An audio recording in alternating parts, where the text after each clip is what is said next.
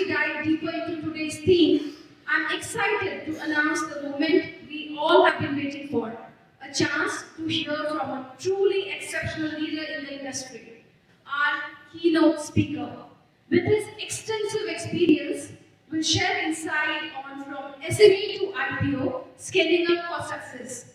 This is an incredible opportunity to learn from his expertise and gain actionable strategies that can help us all in our entrepreneurial journey.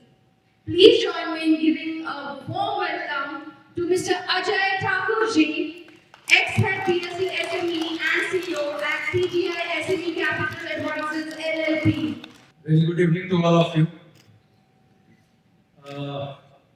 In fact, Kusri Bhupendra Bhai has spoken at length on a lot of things. But today I come to know the reason of heart attack. Heart attack के बारे में इससे पहले पता नहीं था. But of course, stress is one big reason, and if you don't release the stress, it becomes a big reason for the heart attack. And normally people, when they trade, when they play with the money where you are sitting, you know the chances of heart attack is more. So you need to be jovial at most of the time and ensure that you should not take a stress, but take the calculated risk. Because without risk, you are not going to gain anything. And this is the place where the people take maximum risk. In fact, in this building, in this stock exchange, I worked for 27.5 years. I joined BSc in the year 1996 and exited in June 2024. And I have got the chance to head the SME startup platform of BSc in 2010. I was given the responsibility to start the SME platform. And let me tell you, it was a very difficult journey. It was an entrepreneurial journey. And to convince the small and medium entrepreneurs to get listed on the SME platform was one of the most difficult things. In fact, in the last 12 years, I met almost 41,000 SME promoters. And finally, around 1,000 SME got listed on the stock exchange. They have raised almost 18,000 crores. And today, the market capitalization of around 1,100 SMEs are almost 4 lakh crore rupees. So very humble beginning, very small beginning, but these small and medium enterprises have created a big value for themselves. So why it is necessary for the small and medium enterprises to get listed? So finally, you have idea, you have the business sense, you have everything, but if you don't have the money, you can't take it to the next level, you can't grow the business, you can't grow it big. You talk about Dhirubhai Ambani, you talk about Narayan, you talk about anyone. And the one common thing about all these entrepreneurs were that all these companies were listed onto the stock exchange. So earlier all these companies had the opportunity to get listed, but over the years, the guidelines of the stock exchange have been made difficult and tough. And therefore, there was a necessity to give the access of equity funding to the small and medium enterprise. And therefore, this SME stock exchange or SME platform has been created. In 2010, they come out with the guidelines and rules, and they said that any company which has paid up capital, post-issue paid up capital below 25 crores, they can get listed onto the SME platform of the stock exchange. And besides that, this would be in operation for 3 years. Out of that, 2 years they should have operating profit. Their net annual assets should be minimum 3 crores, and the net worth should be minimum 3 crores. So if the company fulfill these criteria, then of course they can get listed onto the stock exchange. Now, why the small and medium enterprises should think about listing onto the stock exchange? Tell me why the small and medium enterprise should think about listing. क्यों list करना चाहिए? Visibility के लिए चाहिए. सबसे जो important बात है कि हमने जो 40-41 हजार जो लघु और मध्यम उद्योगों को देखा, उसमें हमने पाया कि जो जितनी मैक्सिमम कंपनियां थी, 99% जो उसमें कंपनियां थी, वो कंपनियों का टर्नओवर जो था 5 करोड़ से लेकर 600 करोड़ तक का था. लेकिन प्रॉफिट जो थी 99% कंपनियों में 5 करोड़ से 5 लाख रुपए से लेकर के 2 से 2.5 करोड़ रुपए में सिमट जाते हैं. अब उसका एक कारण था कि आपको मालूम है इंडिया में जितनी भी कंपनियां हैं सब बहुत ज्यादा डिपेंडेंट रहती है बैंक लोन पे, और बैंक लोन की इतनी डिपेंडेंसी रहती है कि उनकी कैश आउटफ्लो जो है, मतलब सर्विसिंग, जो डेट की सर्विसिंग करते हैं, जो लोन की सर्विसिंग करते हैं, उसमें बहुत सारे पैसे निकल जाते हैं। इसके चलते उनकी प्रॉफिट बहुत कम हो जाता है। और कितनी टाइम जब हमने बैलेंस शीट देखा तो मुझे ये समझ में नहीं आया कि कंपनियां जो है अपने ग्रोथ के लिए काम कर रही है कि बैंक का लोन चुकाने के लिए काम कर रही है। तो इसलिए ये बहुत जरूरी था कि उनको हम इक्विटी फंडिंग दें, क्योंकि इक्विटी फंडिंग देने से क्या होता है कि उसको सर्विसिंग नहीं करनी पड़ती है, आपको लोन चुकाना नहीं पड़ता। इक्विटी फंडिंग को अपने पैसे को कंपनी के एक्सपेंशन के लिए या वर्किंग कैपिटल के लिए आप उसको यूज कीजिए, कंपनी को ग्रो कीजिए, और कंपनी बड़ी बनेगी, ऑटोमेटिकली इन्वेस्टर्स जो है उनको उनका रिटर्न मिल जाएगा। अगर 25 रुपये में उन्होंने शेयर खरीदा है, कंपनी बड़ी हुई, शेयर का दाम 50 रुपया होगा, वो बेच लेंगे और उनको जो भी प्रॉफिट होगी वो लेके निकल जाएंगे, आपके ऊपर, आपके सर पे आके डांडा नहीं करेंगे। लेकिन अगर आप बैंक लोन लेते हैं तो एक लिमिट तक तो ठीक है, लेकिन ज्यादा अगर आप लोन लेते हैं तो एक टाइम के बाद आपको बैंक की लोन की सर्विसिंग करने की बहुत मुसीबत होती है। हर हमेशा आपको हर महीने ब्याज देने पड़ते हैं, हर महीने आपके इंस्टॉलमेंट जाते हैं। तो आप ज्यादा अगर लोन लेंगे तो उसकी एक अपनी परेशानी होती है। इसलिए कहते हैं कि इक्विटी और डेट का बराबर समन्वय होना चाहिए। इक्विटी फंडिंग की जरूरी है, डेट फंडिंग की जरूरी है।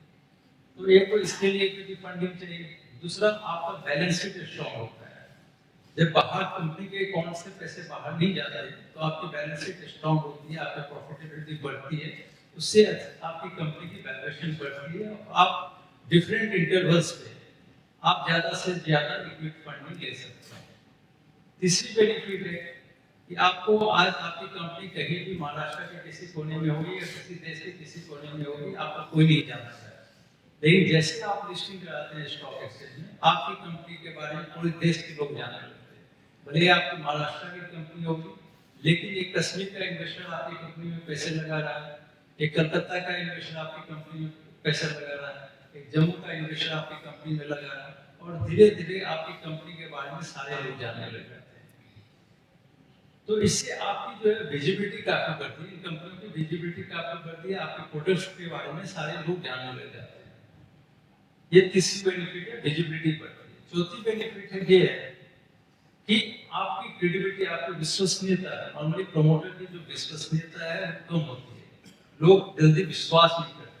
लेकिन एक बार आप लिस्टिंग करते हैं तो लोगों को ऐसा लगता है कि अब ये सारी गाइडलाइंस फॉलो कर रहे हैं, जो कंप्लायंसेस है वो फॉलो कर रहे हैं, कंपनी में पारदर्शिता आ गई है, तो इसलिए लोग आपके ऊपर विश्वास करने लग जाते हैं। जब आपके ऊपर विश्वास करने लग जाते हैं तो आपकी कंपनी के ऊपर इन्वेस्टमेंट करने में उनको कोई भी परेशानी नहीं होती, तो आपको ज्यादा से ज्यादा इन्वेस्टमेंट आता है। चौथी बेनिफिट ये है कि आप अपने जो एम्प्लॉय हैं उसको आप सौंप दो और उसको अपनी कंपनी में साथ में जोड़ के रखो। तो ये चौथी बेनिफिट है। पांचवी बेनिफिट ये है कि आप उसको कोलैटरल के रूप में, इक्विटी को कोलैटरल के रूप में यूज कर सकते हैं। अगर कल को आपको ऐसा लगे कि आपको फर्दर डाइल्यूट नहीं करना है इक्विटी को, तो आप ये शेयर्स को कहीं पे लोन रख करके आप उसके ऊपर फंडिंग ले सकते हैं। तो इस तरह की बहुत सारे बेनिफिट्स मिलती है अगर कंपनी को आप लिस्ट करते हैं। इसलिए हम बार बार ये कहते हैं लघु और मध्यम उद्योगों को कि आपके लिए एक बहुत अच्छी एसएमई प्लेटफॉर्म यहाँ पे आई है। आप अपनी कंपनी को लिस्ट करो, अपनी कंपनी को बड़ा करो और अपनी कंपनी को आगे बढ़ाओ। हमने 2014 में एक कंपनी लिस्ट कराई थी इस एसएमई प्लेटफॉर्म में, उसका टर्नओवर 10 करोड़ का था, प्रॉफिट जो था 80 लाख का। आज उस कंपनी की टर्नओवर 160 करोड़ की है और प्रॉफिट 63 करोड़ की है, 63 करोड़ से। आप समझो कितना बड़ा ट्रांसफॉर्मेशन आया। हमने 2018 में 23 करोड़ की मार्केट कैपिटलाइजेशन में कंपनी को लिस्ट कराई थी, आज उसकी मार्केट कैपिटलाइजेशन 3000 करोड़। अक्टूबर 2022 में हमने कंपनी लिस्ट कराई थी 120 करोड़ की मार्केट कैपिटलाइजेशन पे, आज उसकी मार्केट कैपिटलाइजेशन 8000 करोड़। अब अगर लिस्टिंग से इतनी ज्यादा बेनिफिट होती है तो हर हमेशा आप समझिए दो तरह की बेनिफिट मिलती है। जो कंपनी को बेनिफिट मिलती है, देश को भी बेनिफिट होती है, क्योंकि देश को ज्यादा इनकम जनरेट होता है। और दूसरा, क्योंकि ये देश का पॉपुलेशन बहुत ज्यादा है, यंग पॉपुलेशन बहुत ज्यादा है, अगर हम ज्यादा एम्प्लॉयमेंट नहीं यहाँ पे क्रिएट करेंगे तो उसका एक बहुत बड़ा प्रॉब्लम होगा, हिंसा आपको देखने को मिलेगा, लॉ एंड ऑर्डर सिचुएशन का प्रॉब्लम होगा। तो इसलिए हम ज़्यादा से ज़्यादा एम्प्लॉयमेंट क्रिएटर को जनरेट करना चाहते हैं, ज़्यादा से ज़्यादा बड़े बिजनेसमैन को जनरेट करना चाहते हैं, ताकि इस देश में ज़्यादा से ज़्यादा एम्प्लॉयमेंट क्रिएट हो। तो ये जो लघु और मध्यम जो बड़ी बनी है, उसका सबसे फायदा प्रत्यक्ष या परोक्ष रूप में इस देश को होगा। इसलिए हम हर हमेशा लघु और मध्यम उद्योग को कहते हैं कि आप जो है एक फॉर्मल इकोनॉमी में हो, इस देश में आप लिस्टिंग करो अपने आप को बड़ा करो, और साथ में मेन बोर्ड में भी जाओ, क्योंकि 2-3 साल के बाद लिस्टिंग, 3 साल की लिस्टिंग करने के बाद अगर आपकी कंपनी बड़ी हो गई तो आप अपनी कंपनी को मेन बोर्ड पे भी लेके जा सकते हो। उसके लिए छोटी सी फॉर्मेलिटी है, छोटी सी फॉर्मेलिटी के साथ आप इसको मेन बोर्ड में लेके जा सकते हैं। और दूसरा फायदा ये है कि एसएमई प्लेटफॉर्म पे जो कंपनी लिस्टिंग होती है उसमें कॉस्ट ज़्यादा नहीं है, बहुत कम कॉस्ट में कंपनी की लिस्टिंग हो जाती है, बहुत अच्छी हैंड होल्डिंग मर्चेंट बैंकर करते हैं, आपको अच्छे से सब कुछ समझाते हैं, आपके ऑफिस में आते हैं और आपका सारा काम करके जाते हैं, बहुत कम फी में कंपनी जो है लिस्ट हो जाती है। तो ये सारी चीज़ें, ये जो एसएमई प्लेटफॉर्म इसलिए बनी है कि यहाँ के लघु और मध्यम उद्योग को प्रोत्साहित किया जा सके, उनको बड़ा बनाया जा सके।